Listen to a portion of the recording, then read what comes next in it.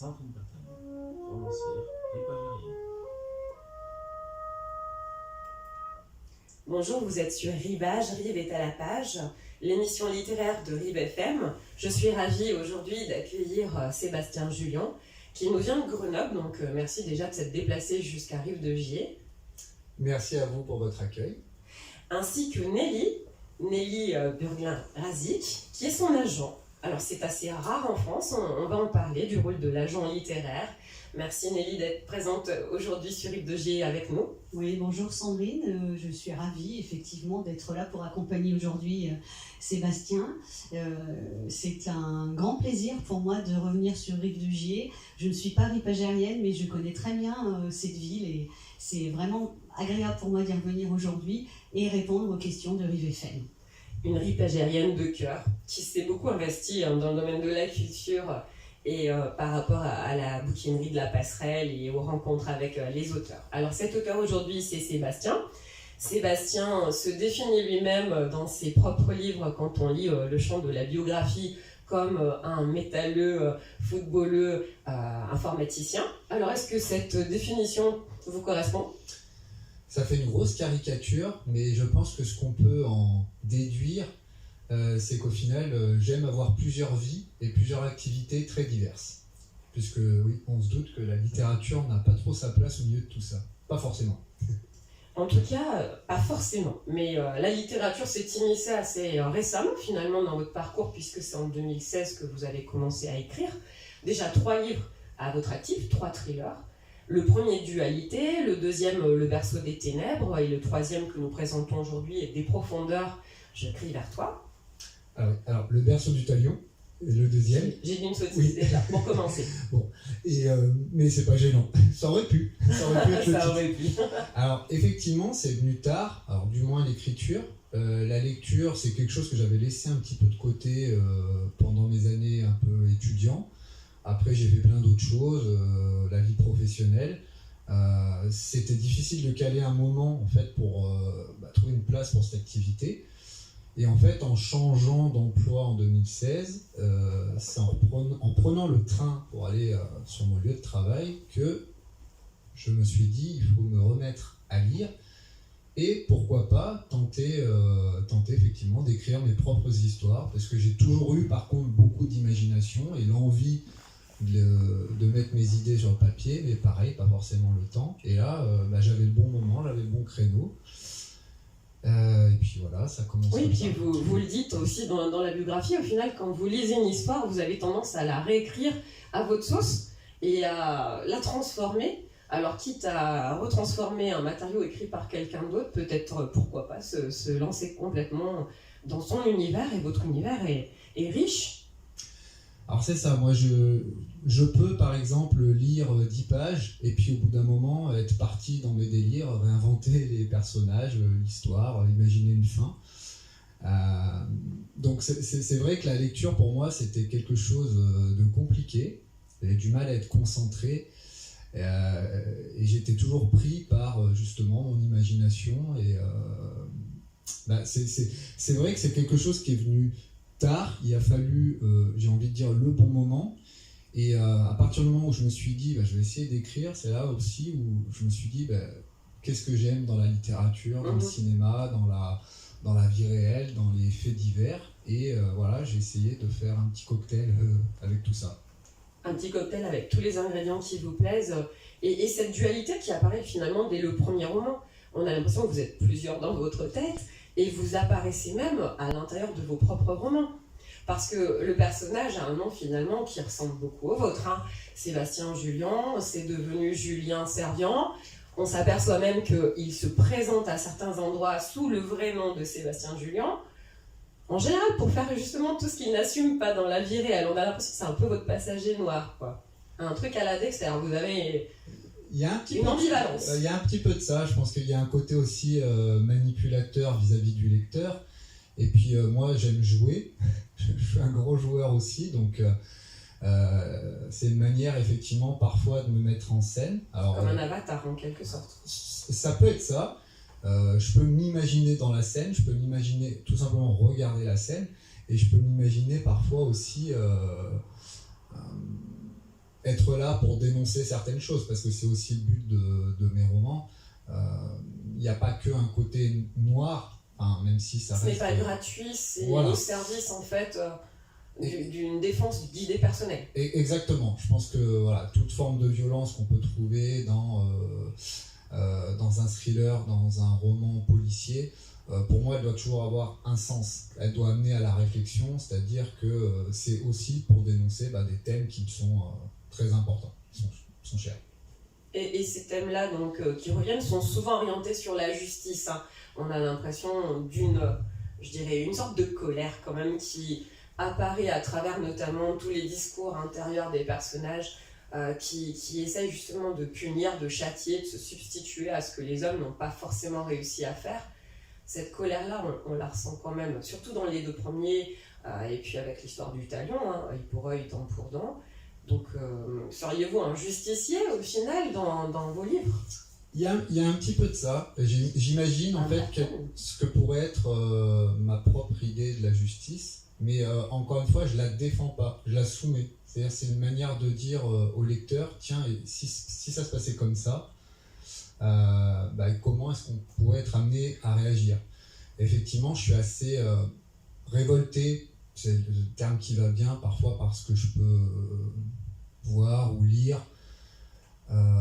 Voilà, je prends cet exemple, mais j'étais dernièrement au procès de Nordal-Lelandais, meurtrier de la petite Malice, et c'est vrai que c'est quelque chose qui m'a assez... c'est une histoire qui m'a vraiment estomaqué. Et je pense que tout ça vient aussi de mon adolescence où des affaires très connues comme celle de Grégory, je pense qu'au fond de moi, je me suis dit, il y a quand même une forme d'injustice en France. D'une part parce que souvent on ne trouve pas les coupables, et surtout aussi, finalement quand on les a, on a toujours ce sentiment que tout n'a pas été au bout. Voilà, donc j'ai essayé de mettre des histoires un petit peu similaires dans mes romans, même si tout reste de la fiction. Je pense qu'à chaque fois, on s'inspire forcément de faits réels. Alors on peut les modifier, on peut imaginer aussi des choses qui ne se sont pas produites, mais qui auraient pu se produire. C'est ce que j'essaye de faire. Et j'essaye souvent, encore une fois, de ne pas forcément affirmer mon point de vue, mais plutôt de laisser le choix au lecteur, de se dire finalement si cette forme de justice c'était ce que je décris, comment est-ce qu'il réagirait et est-ce qu'il trouverait qu'effectivement c'est peut-être une bonne solution ou pas.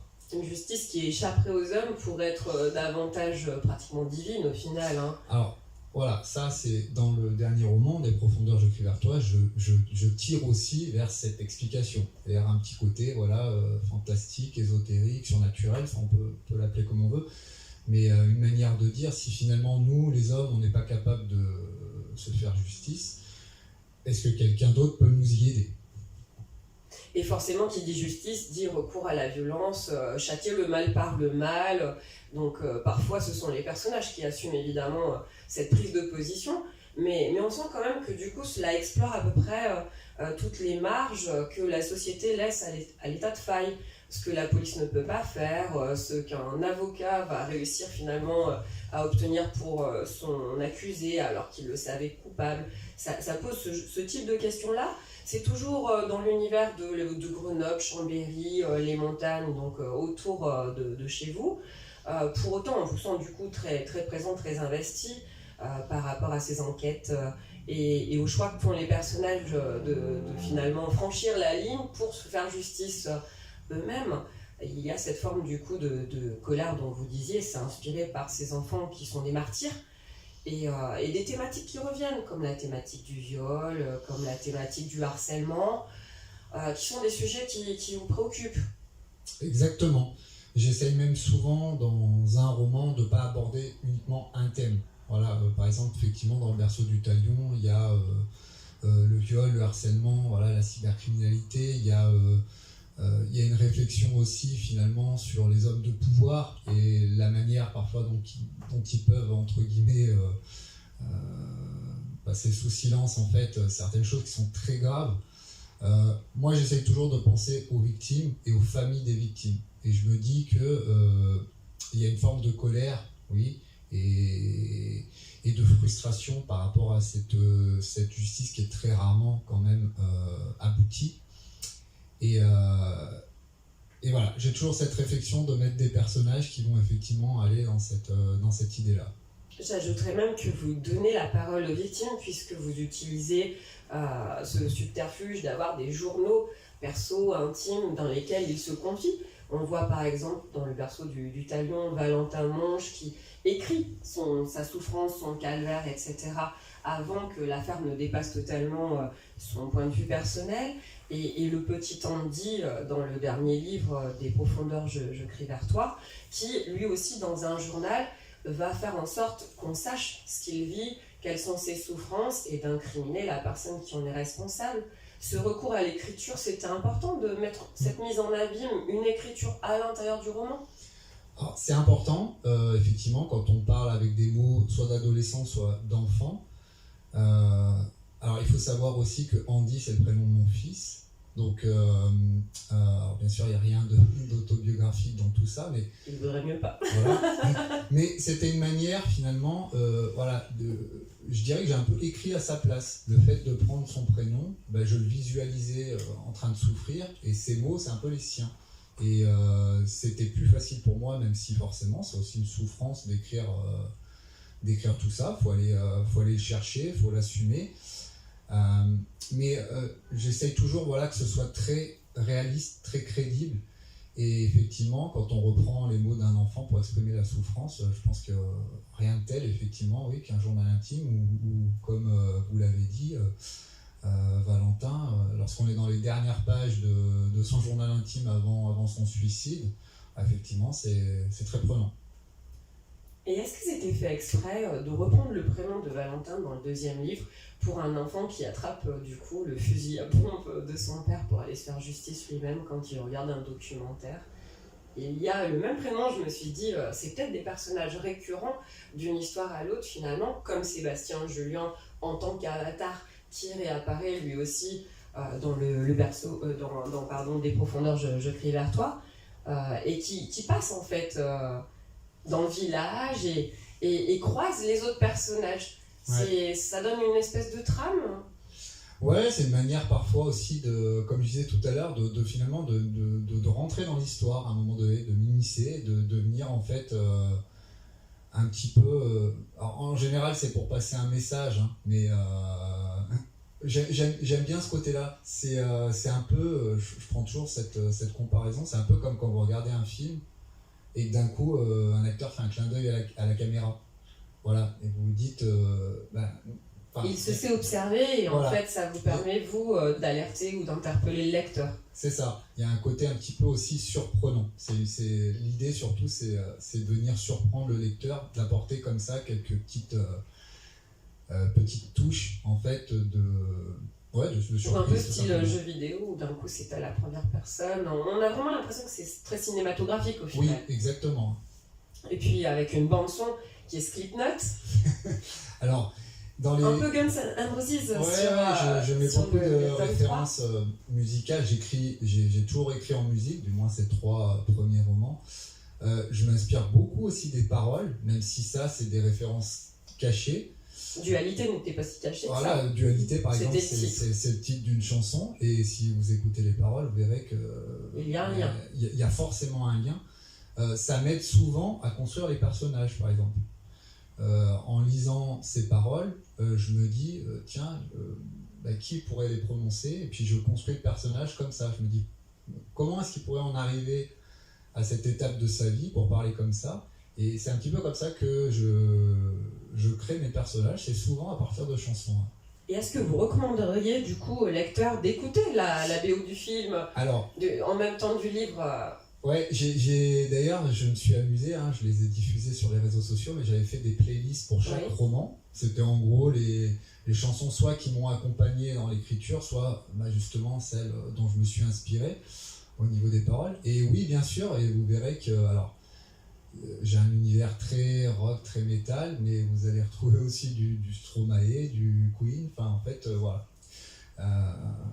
Je suis quelqu'un qui a des goûts qui peuvent être très très différents, et la dualité, c'est ça aussi. C'est ça, puis ça donne une résonance du coup à l'histoire, puisque ça fait un sens de plus qui collabore à cette intrigue qui parfois est un peu enchâssée, avec des rebondissements évidemment dont nous ne dévoilerons rien, parce qu'il ne s'agit pas de spoiler les histoires elles-mêmes.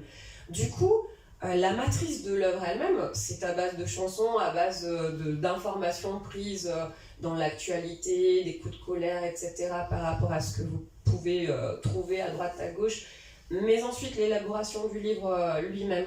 Vous parlez de bêta-lecteurs qui vont être les premiers à essayer de jouer les cobayes, de donner peut-être leur avis sur la manière dont le livre fonctionne ou pas. Et là, j'en arrive pour inclure du coup Nelly au rôle de l'agent. À quel moment entre en ligne de compte le personnage de l'agent littéraire? Est-ce que c'est un bêta-lecteur comme les autres? Est-ce que c'est une éditrice? Est-ce que c'est entre les deux? Comment vous concevez tout ça? Alors, c'est vrai que notre relation, elle est récente. Donc, pour les 3 premiers, finalement, quand on écrit un premier roman, on est tout seul. Parce qu'on est dans une étape aussi où on ne sait pas ce que ça va donner. Alors, on cache un petit peu nos écrits. Et forcément, au fur et à mesure, quand on a des nouveaux romans qui sortent, on a des lecteurs qui se proposent effectivement de nous aider à relire, soit sur pour juger le fond de l'histoire, soit pour nous aider à corriger. Et c'est forcément très très bénéfique. Alors, moi, jusqu'à maintenant, je ne le faisais pas en cours d'écriture. C'est-à-dire c'était toujours à la fin pour voir si ça fonctionnait. C'est ça. Sur celui que je suis en train d'écrire actuellement, j'essaye effectivement de le faire lire un petit peu au fur et à mesure. Après, pour moi, vraiment, le rôle d'agent, justement, c'est un petit peu tout ça. C'est quelqu'un qui va pouvoir à la fois juger ce que vous avez écrit par rapport à vos romans précédents. C'est quelqu'un qui vous connaît aussi et qui peut pas simplement juger l'écriture en tant que telle, mais juger votre écriture par rapport à ce qu'elle sait de vous. Mais oui, ça va être à la fois sur la cohérence de l'histoire, sur l'aspect correction pure, et c'est aussi pour forcément nous aider à trouver le bon thème de ce roman, parce qu'après, écrire une histoire c'est une chose, écrire un roman c'est une chose, mais après derrière il y a tout le travail d'accompagnement pour aller jusqu'à l'étape finale d'édition. Ça fait beaucoup de missions pour une seule personne. Alors Nelly, en tant qu'agent, comment avez-vous finalement eu l'idée d'épauler Sébastien? Je l'appelle votre poulain, peut-être que vous donnez un autre nom finalement aux personnes qui du coup font partie de votre cheptel. Je ne sais pas. Alors je ne parle pas de cheptel, je parle de niché. C'est une autre métaphore. Voilà, oui, c'est une autre métaphore, effectivement. J'ai 3 auteurs actuellement dans ma nichée, donc 3 auteurs que je gère en tant qu'agent. Je gère également d'autres auteurs, mais dans le cadre d'une maison d'édition. Là, j'en ai environ une quinzaine. Je fais avec eux à peu près le même travail en amont et après la parution qu'avec les auteurs que je gère en tant qu'agent. Si on prend la parution d'un roman comme Charnière, j'ai un gros travail en amont, et puis j'ai tout le travail de commercialisation, si je dirais, entre guillemets, du roman, faire connaître le roman aux libraires, le faire connaître dans les salons, parler de l'auteur sur les radios éventuellement quand l'auteur ne m'accompagne pas.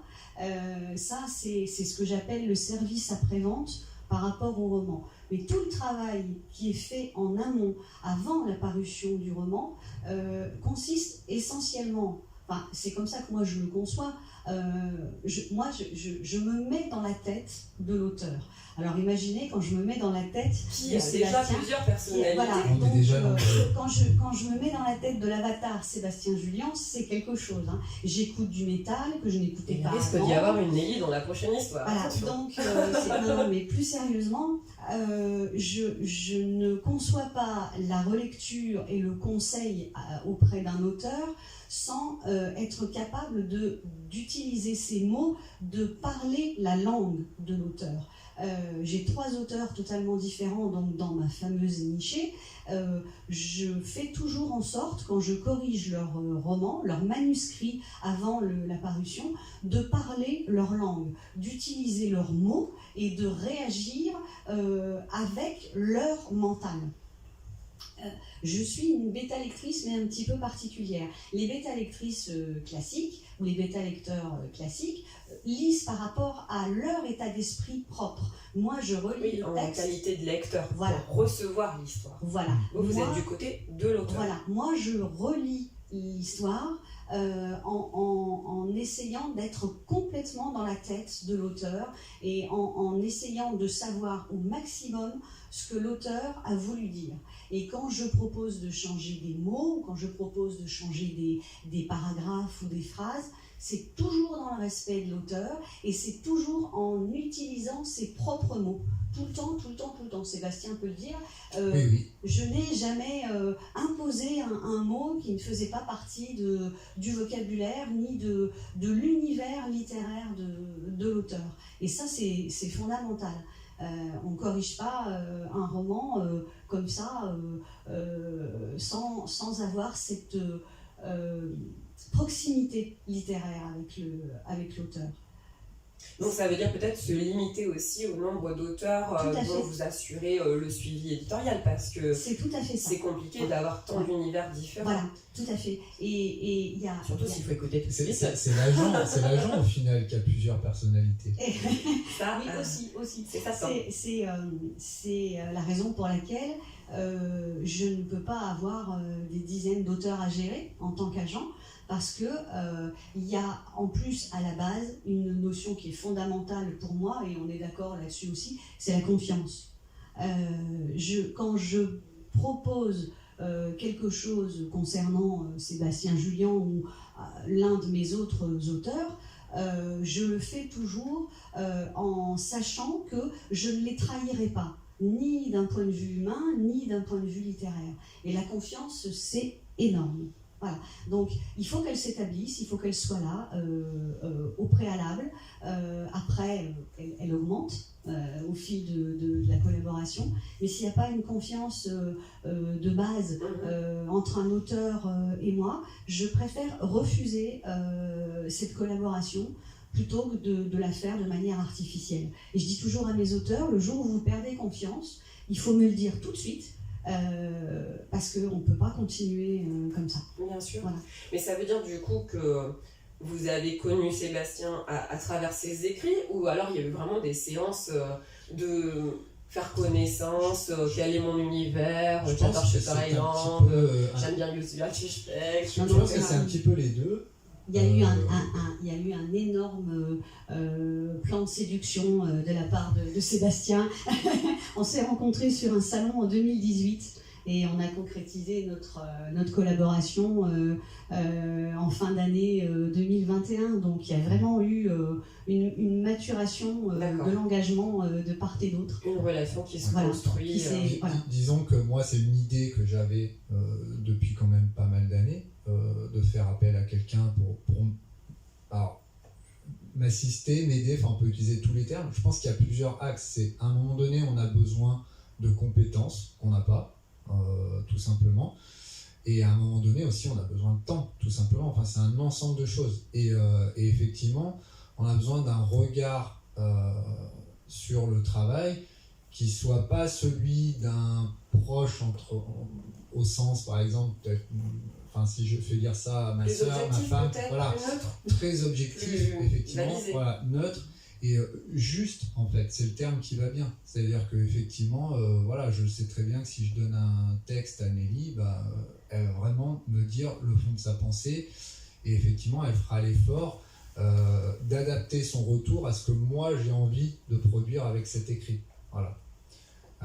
Et ça, je pense que ça se trouve nulle part ailleurs, puisque voilà, non mais c'est rare en France déjà. Voilà, des lecteurs. Et c'est aussi l'intérêt d'inviter justement un auteur et son agent. C'est rare.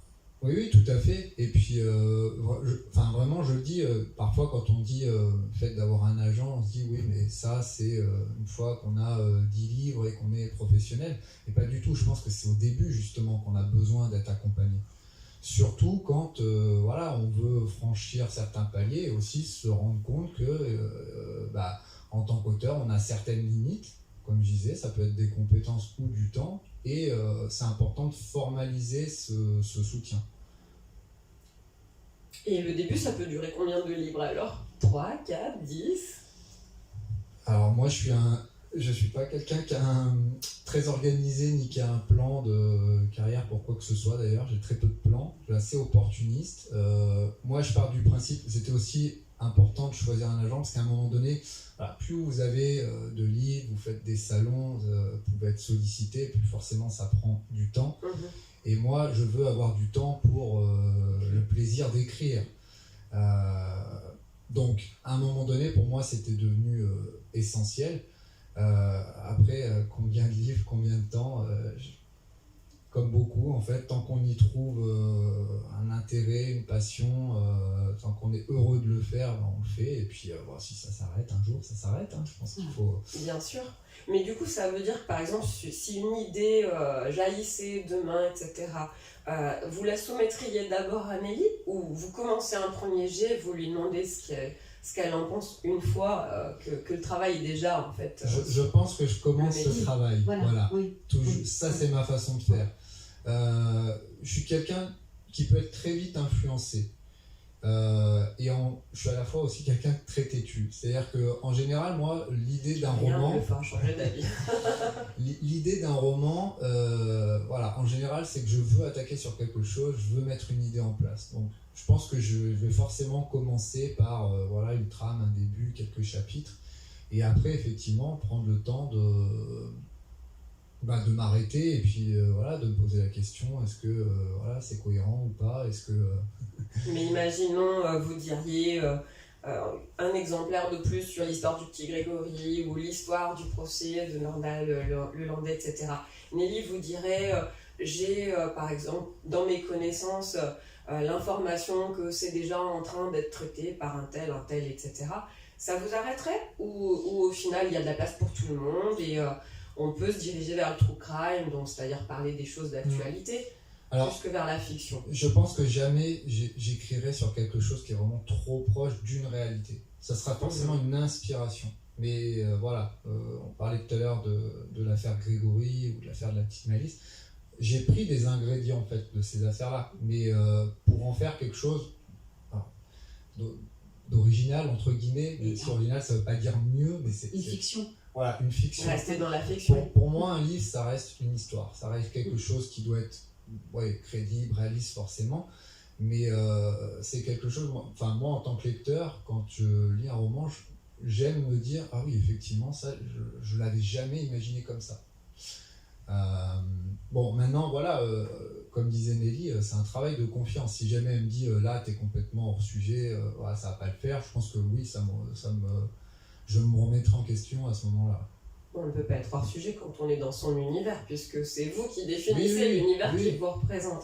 Donc ça serait du, entre guillemets, divertissement, mais qui fasse résonance pour que les gens se posent de vrais problèmes, des questions en fait, de société, et que la fiction ne soit pas complètement gratuite. C'est un peu comme ça que vous concevez la lecture de romans noirs, alors thriller ou policier, vous les rangez dans quelle catégorie? Alors moi je les range plutôt comme du thriller, même si le berceau du talion, pour moi on retrouve les codes du policier aussi. Mais alors ça c'est vrai que c'est une question souvent, pour moi, je le dis, un tête-à-tête en soirée entre un homme et sa femme peut être un très bon thriller. Voilà. Et il n'y a pas forcément d'enquête, de policier. Donc c'est assez complémentaire. Moi ce que j'aime dans le thriller, c'est qu'à un moment donné, effectivement, ça doit être noir, ça doit me prendre de l'intérieur.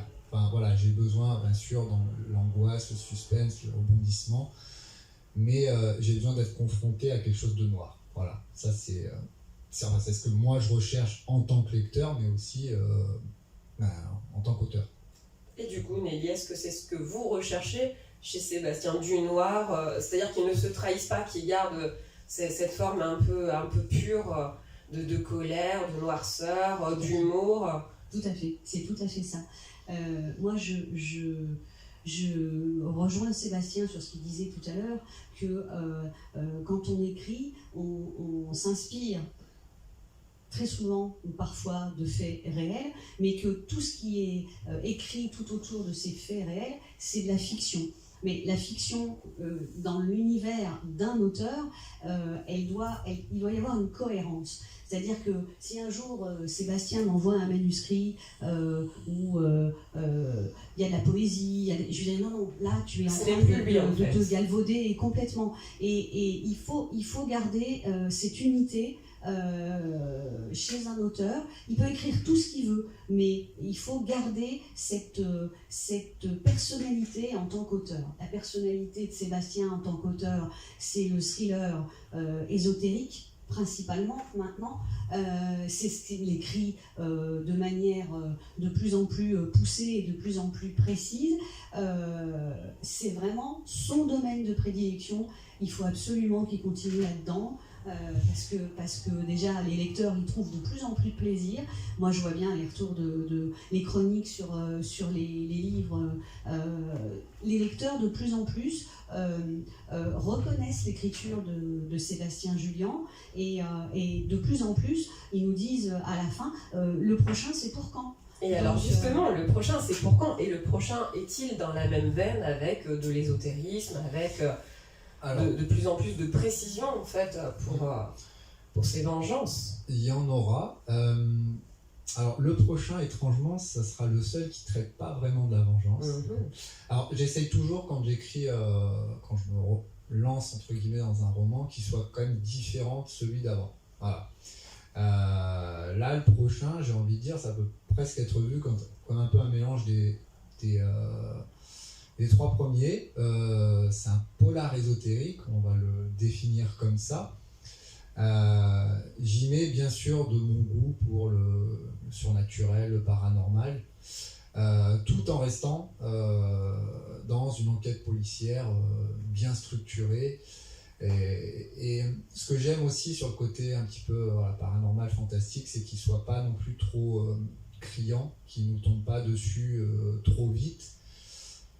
Et encore une fois, qu'on puisse se poser des questions tout au long du roman, se dire mais qu'est-ce qu'il y a au fond derrière tout ça. Voilà, donc ça sera un peu l'idée du prochain, justement. Voilà, on l'a travaillé, on vient de finir de le travailler avec Nelly. Donc après, maintenant, il faut qu'on aille au bout de la démarche. Et il reste donc toute une part du travail à faire. Vous disiez le service après-vente, mais là on n'en est même pas encore au service après-vente, on en est à la vente elle-même. À soumettre le manuscrit auprès des maisons d'édition et ça fait également partie de mon travail. Voilà. Un travail qui a vraiment plusieurs facettes. Ah oui, tout à fait, oui, mais c'est ce qui en fait la richesse. C'est ce qui m'intéresse dans ce métier.